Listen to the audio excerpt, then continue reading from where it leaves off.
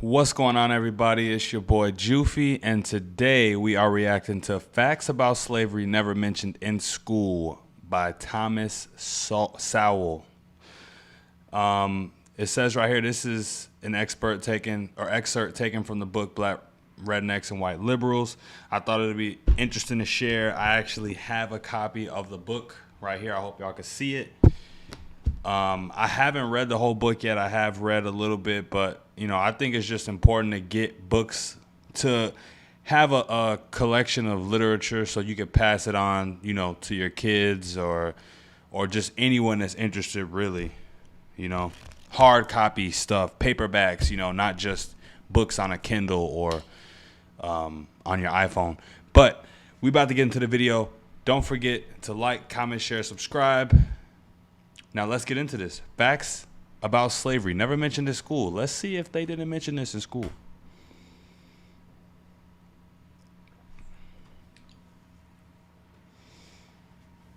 The instrumental use of the history of slavery today also underlies the claim that slavery grew out of racism. For most of its long history, which includes most of the history of the human race, slavery was largely not the enslavement of racially different people, for the simple reason that only in recent centuries has either the technology or the wealth existed to go to another continent to get slaves and transport them en masse across an ocean. Okay, I know he's preaching. I don't want to stop him too much, but I just think that's important to note. A lot of people think that slavery is, the root of slavery is racism, but before there were slaves, before there was the slave trade to America, before there were black slaves in America, people were doing this to their own people long before it. And yeah, that's something that people need to realize. It's slavery around the world is not all about race. I think it's more so about class. It's about people up at the top with more power, with more persuasion, etc., whatever you want to call it, exerting their will on the people on people that they see of lesser value or being less important or lower class. I think that's what slavery is more so about than just race. And I think the indication of that is that people enslaved their own people long before this type of biracial slave trading. But let's continue the video. People were enslaved because they were vulnerable, not because of how they looked. The peoples of the Balkans were enslaved by fellow Europeans, as well as by the peoples of the Middle East, for at least 6 centuries before the first African was brought to the Western Hemisphere. Before the modern era. You see there, he said 6 centuries before the first African was brought, to England or America. So, again, like I said, it was happening a long time before that. But when we think of slavery in America and in Western cultures, we usually only think of white slave masters, black slaves. It usually just ends there. But it's deeper than that, right? By and large, Europeans enslaved other Europeans. Asians enslaved other Asians. Africans enslaved other Africans. And the indigenous peoples of the Western Hemisphere enslaved other indigenous peoples of the Western Hemisphere. Slavery was not based on race, much less on theories about race. Only relatively late in history did enslavement across racial lines occur on such a scale as to promote an ideology of racism that outlasted the institution of slavery itself. So basically, just to pick apart that argument, a lot of people say that racism is the root cause of slavery, but how is that possible when slavery was around before this so-called racism, Is it making sense now? Wherever a separate people were enslaved, they were disdained or despised, whether they were different by country, religion, caste, race, or tribe. In East Africa, the Maasai were feared slave raiders, and other African tribes, either alone or in conjunction with Arabs, enslaved their more vulnerable neighbors. As late as 1891, it was reported that Manyuema slavers had demoralized surrounding tribes, destroying crops, and famine reigned everywhere. Even in the early 20th century, Abyssinians were still raiding other Africans and carrying off slaves. It was 1922 before the British had gained sufficient control in Tanganyika to stamp out slavery there. Arabs were the leading slave raiders in East Africa, ranging over an area larger than all of Europe. The total number of slaves exported from East Africa during the 19th century has been estimated to be at least 2 million. The form in which the story of slavery has reached most people today has been along the lines of the best-selling book and widely watched television miniseries Roots by Alex Haley. Challenged on the historical I'm 26 years old. If you're a 20-year-old black person and up, I think you know about Roots. You've probably seen Roots. It's just one of those staple movies, in the black community that a lot of, kids are shown, to quote unquote teach you about your history is how they usually describe it. Accuracy of Roots. Haley said, "I tried to give my people a myth to live by. This instrumental use of history, or purported history, is open to the same objections as other instrumental myth-making. Despite the impression..." So basically what the dude that made Roots, what he even said after he made it was that it's open to objection, meaning that this is not fact.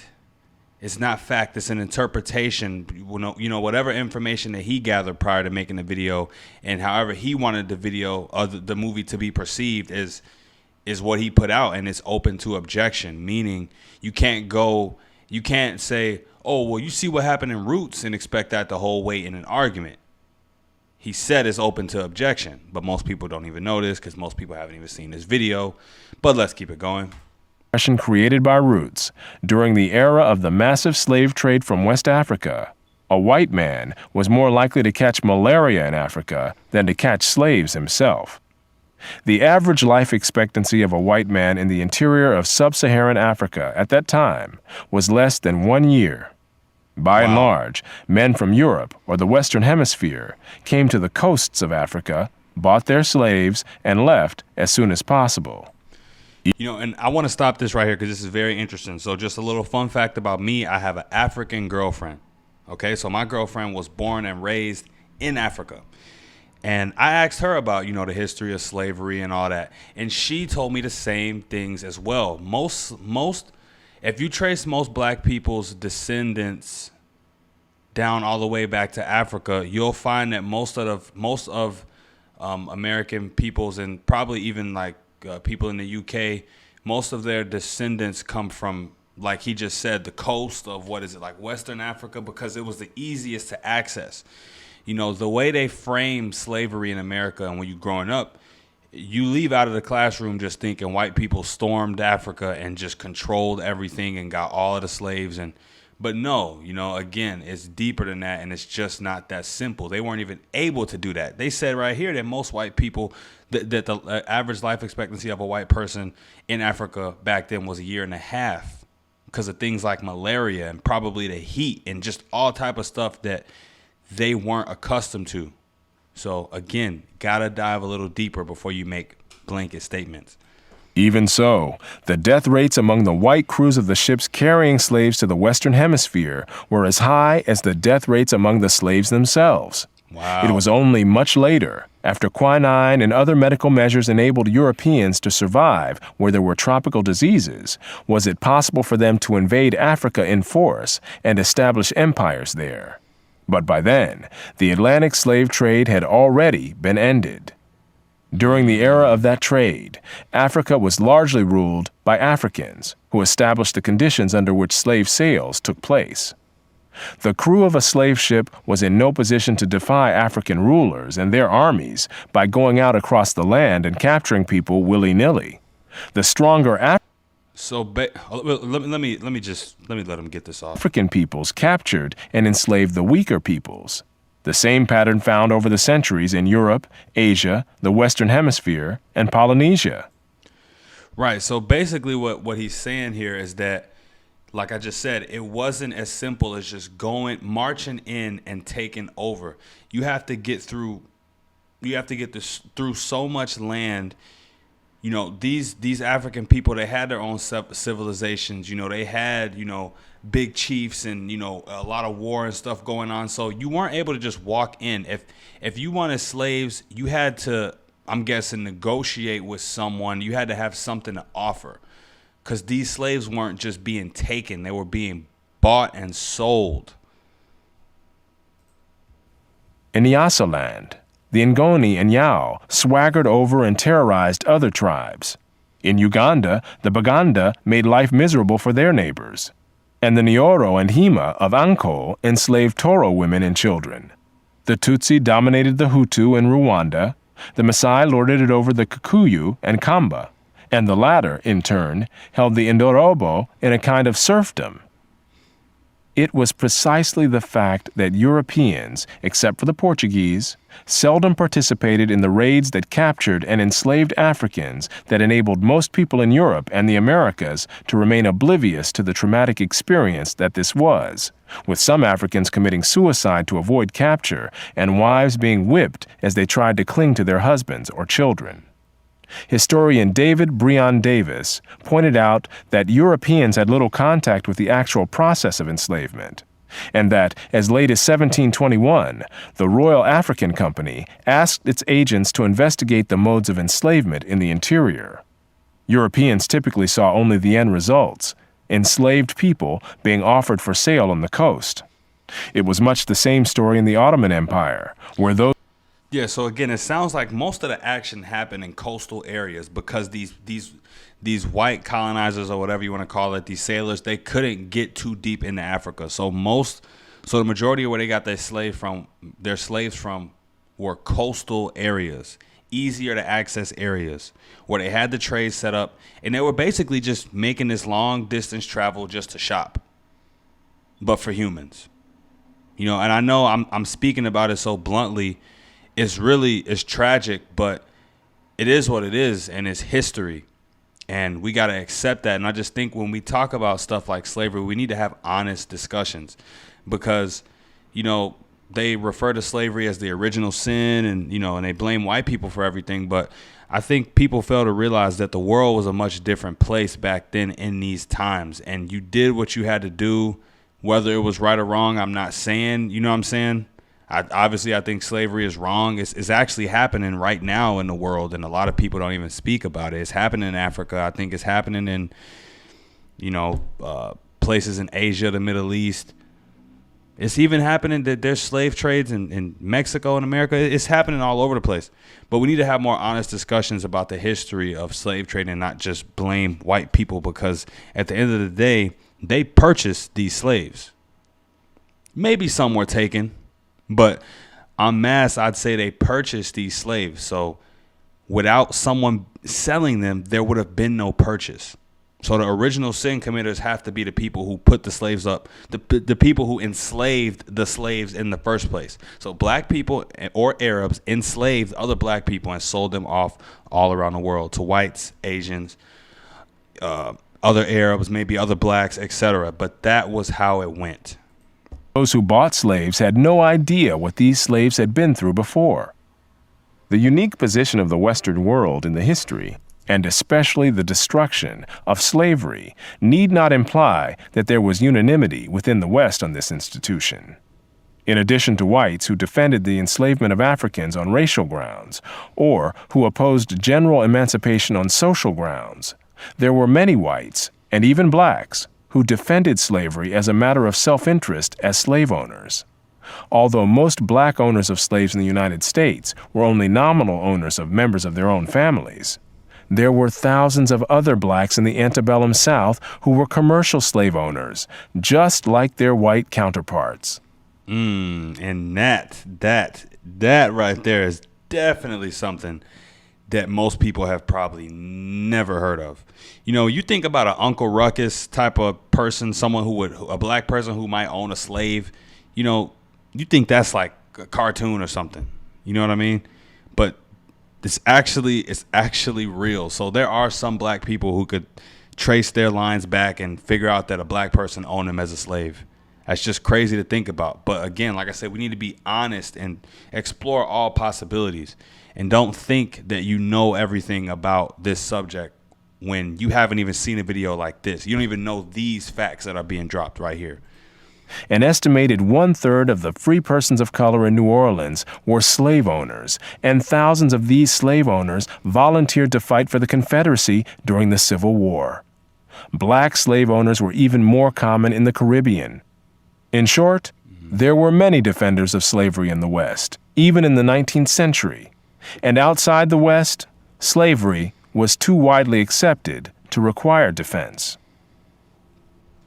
No other nation ended slavery in the same way as the United States did, and few ended it after so short a struggle, as history is measured. How and why did slavery end in most of the world?